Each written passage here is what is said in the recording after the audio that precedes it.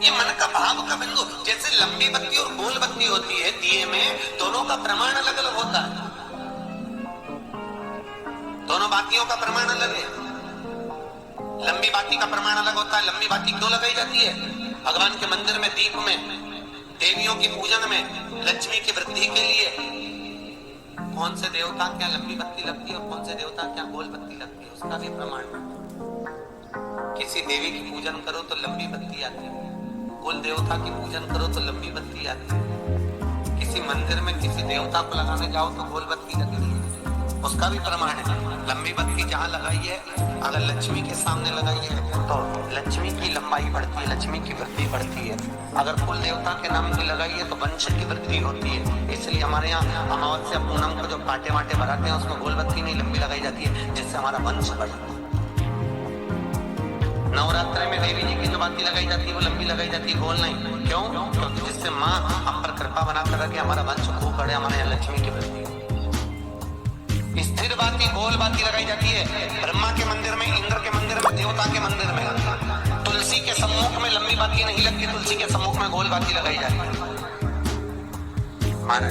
जिससे स्थिरता का भाव, स्थिरता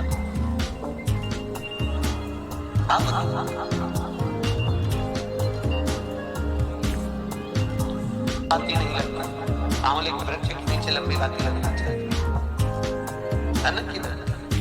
सुख संभाल। तुलसी के पौधे के नीचे लंबी नहीं लगती, गोल बाती लगती।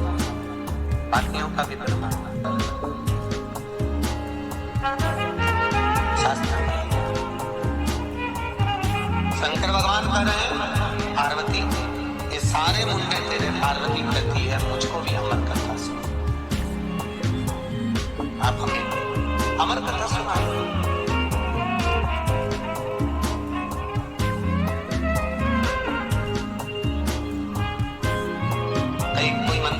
तो आप लोग वहां पर भी हमेशा बाती लगती है तो लंबी लगती है। नाथ द्वारा चले जाओ, चार पूजा जी चले जाओ, द्वारकाधीश चले जाओ, सांवरिया जी चले जाओ, काकोली जी चले जाओ, वहां पर लंबी बाती से आरती होती है। और हमारे यहाँ आरती का प्रमाण भी कहते हैं, कई बार कहते हैं ना आरती के दर्शन होने वाले हैं। आरती में रुकते हैं लोग, क्यों रुकते हैं? क्योंकि लंबी बाती से जब भगवान की आरती निहारी जाती है तो उसका दर्शन करने से हमारा वंश, हमारी लक्ष्मी और हमारी समृद्धि बढ़ती है। इसलिए आरती की मूलता मानी। विशेष अगर घर में फंक्शन होता है, कोई विशेष उत्सव होता है, भागवती में जैसे नंद महोत्सव हुआ या कोई विशेष गोवर्धन पूजन हुई, तो वहां पर लंबी चार बाती लगाकर आरती उतारी जाती है, जिससे हमारे घर में समृद्धि लक्ष्मी भी बढ़ेगी। वंश लंबी बाती का बड़ा महाराज शास्त्र का। पार्वती जी कह रही है महाराज मुझको भी अमर कथा सुनाई। भगवान भोलेनाथ कहते पार्वती हर पल हर घड़ी जितनी बार मेरा जन्म हुआ, जितनी बार तू जन्मी है, हर जन्म में तुझे मैं कथा सुनाने के लिए ले गया। एक बार उमा बनकर जन्मी, एक बार कात्यायनी, एक बार कुसमांडा, एक बार चंद्रघंटा, स्कंदा। ये पार्वती जी का जो जन्म है ये 52वें नंबर का, 52 नंबर।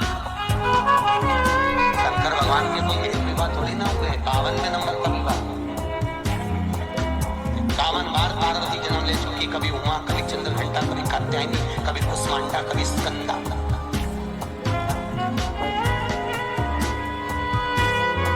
और हर बार तुझे लेकर गया।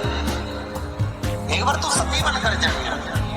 मैं तुझे कुंभज ऋषि के आश्रम में कथा सुनाने ले गया, तो कुंभज बाबा के आश्रम में तू पहुंचकर कथा सुनने के लिए गई, तो कुंभज ऋषि ने हाथ जोड़कर प्रणाम करा, तो तेरे मन में अहंकार आ गया। जब ये अगस्त ऋषि, कुंभज ऋषि हमें प्रणाम कर रहे हैं तो कथा क्या सुनाएंगे? तेरे मन में अहंकार जाग गया, तेरा मन कथा में नहीं लगा। कथा बांचने वाला, कथा सुनने वाले को प्रणाम इसलिए करता है क्योंकि बांचने वाले से बड़ा होता है सुनने वाला।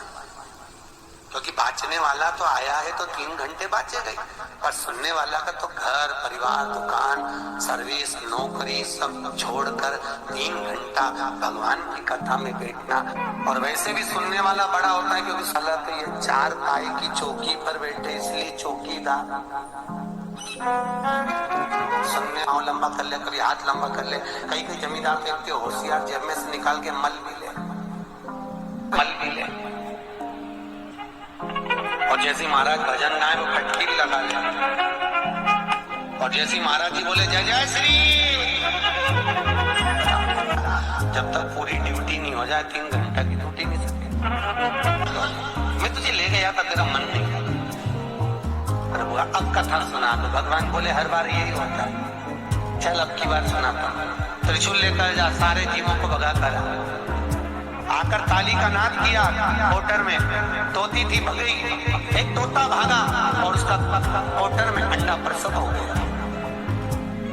शिवजी कथा कर, पार्वती से पूछा कथा 2 तरह से होती है तो कौन सी सुनो? पार्वती जी बोली तुम बताओ। शंकर भगवान बोले एक कथा वो जिसमें वक्ता कहे श्रोता आंखों से देखकर कानों से सुनकर समझ जाए, एक कथा वो जिसमें वक्ता कहे और श्रोता अंकारा भरते चले जाए। ये आपके ऊपर है कि आप कैसे सुने। देखो ज्ञान तो कभी भी प्रकट उसके को लिए थे लड़के कहाँ जा रहे हो, उधर तो आओ। गुरु जी आए, सेठ जी ने कहा आऊं लगो आओ। कहाँ जा रहे हो, तो क्या प्रवचन देंगे, तो हमको भी कोई प्रवचन दे जाओ गुरु जी। गुरु जी बोले मैं अब 60 के हो गए बाबा। सेठ जी बोला गुरु